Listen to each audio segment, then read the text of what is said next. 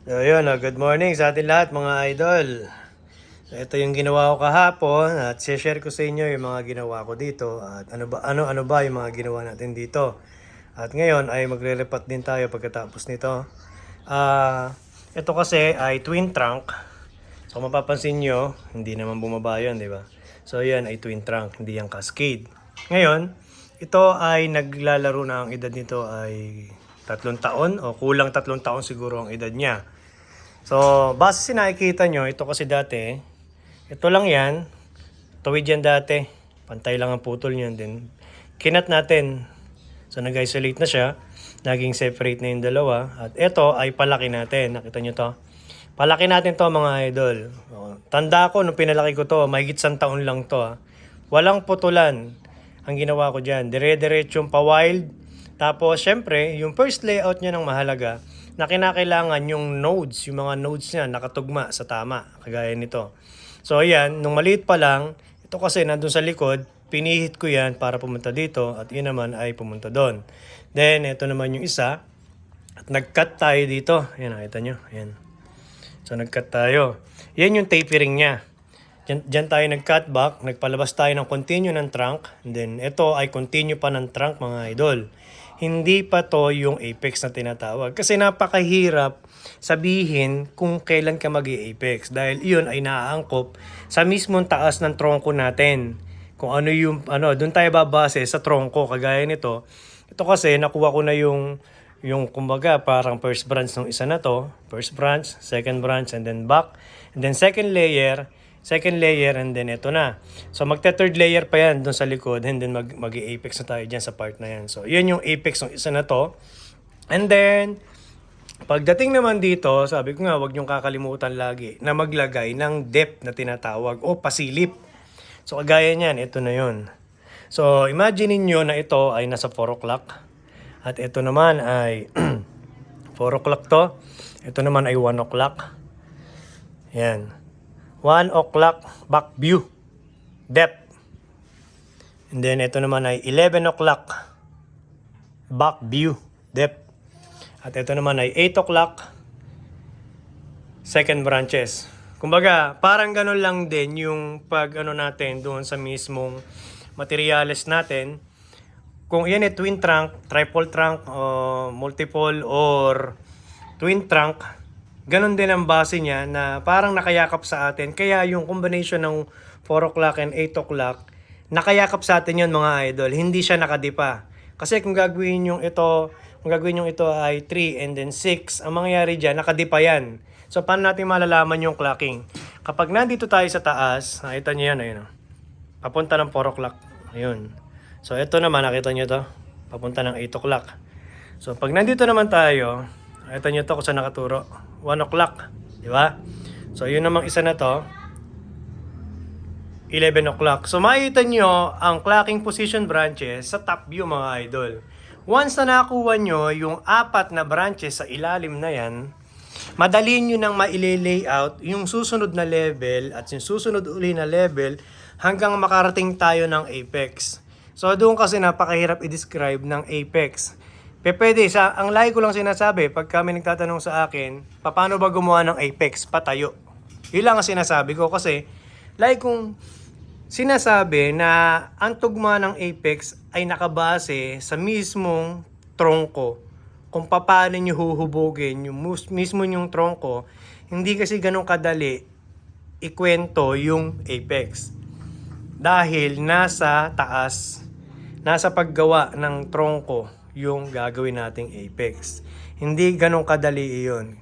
Kaya kung mapapansin nyo, hindi ko sinasabi ang apex lagi kung paano dahil nasa height ng trunk nyo yan bago nyo marating ang apex. So, combination pa rin yun mga idol na yung mismong trunk natin ang pagbabasihan natin bago tayo makarating ng apex. Okay? So, yan.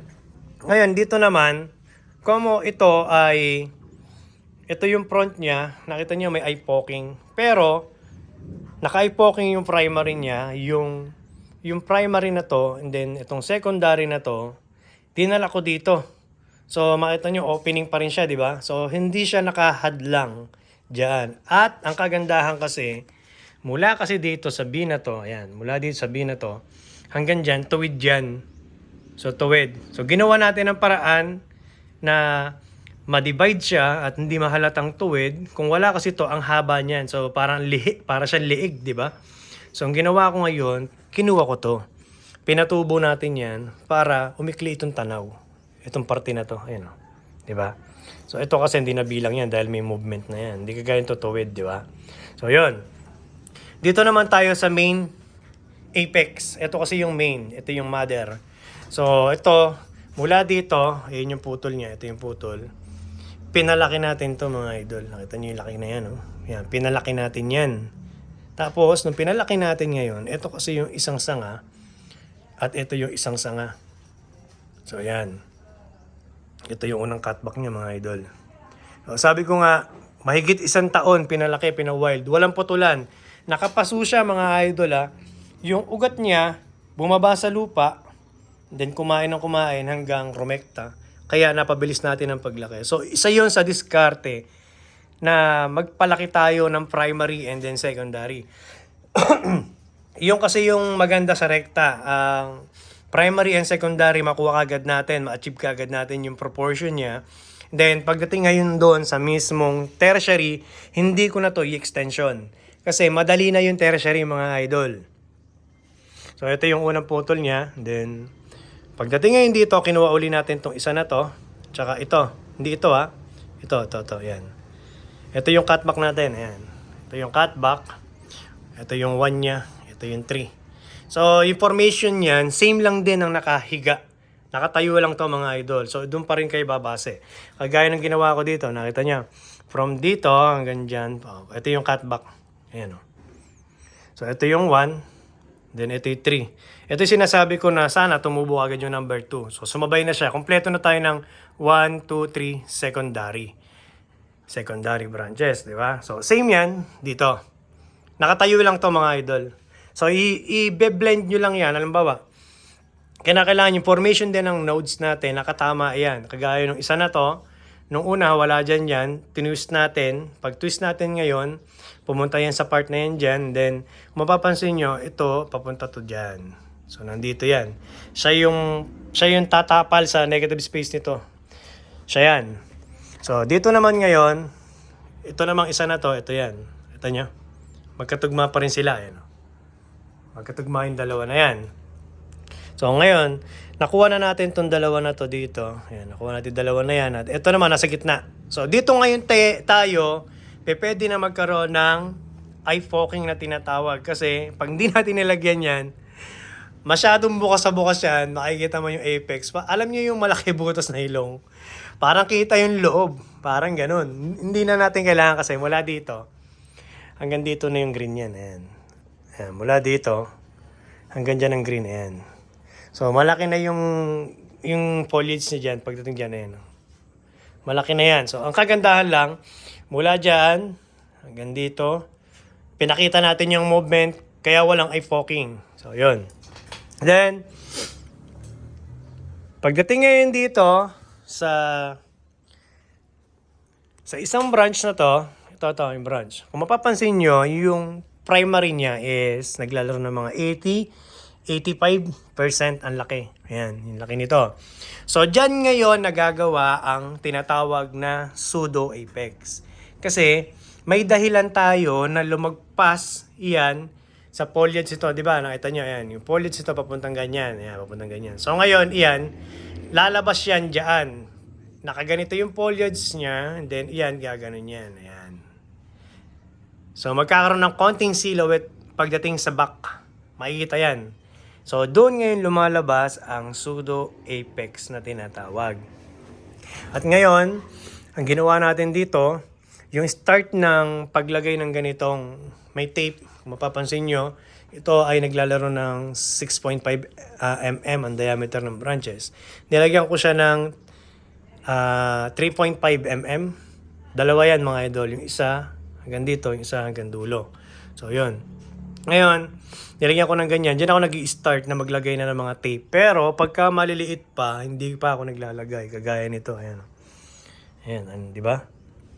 So yung malalaki, yun. So sa susunod na paggawa natin, ito ngayon, lalagyan natin to din ng ganyan. Para iwas tayo sa ganito. Nakita niyo yan? So, ang kagandahan dyan, pagka nakaganito na, maiiwasan na yung pagbakat ng wire at maghihilom ngayon yan mga idol. Ayan. Ito ay third layout nung puno na to. At ngayon, irerepat natin. Ang gagawin ko dito ngayon mga idol, hindi naman to bubuhagagin yung ugat. Iaangat lang natin yan. So, magdadagdag tayo sa ilalim ng lupa para maiayos ko na yung mga ugat na nakapaikot sa kanya. Kasi kinakailangan na natin ayusin yung ugat na to. Pag hindi naayos yan, kung kailan buo na, doon pa lang tayo mag-aayos. Ay, siya nga pala, ito nga pala mga idol, nakita nyo to. Ito yung ginawa kong reels kagabi na biniya ko yung hiniwa ko dito para pumunta to dito sa part na to. Kasi masyadong nakapasok doon sa likod kaya kinakailangan hatakin dito yan. So yan. Ngayon ang gagawin natin dito is magre-repa tayo.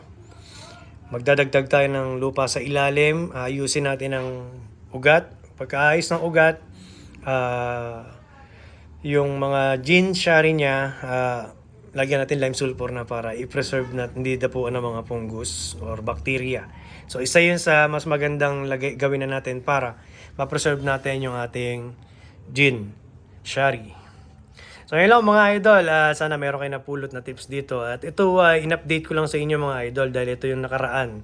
Hindi ko lang tanda kung kailan Basta makita nyo yan dyan sa aking YouTube channel. Yun, maraming salamat.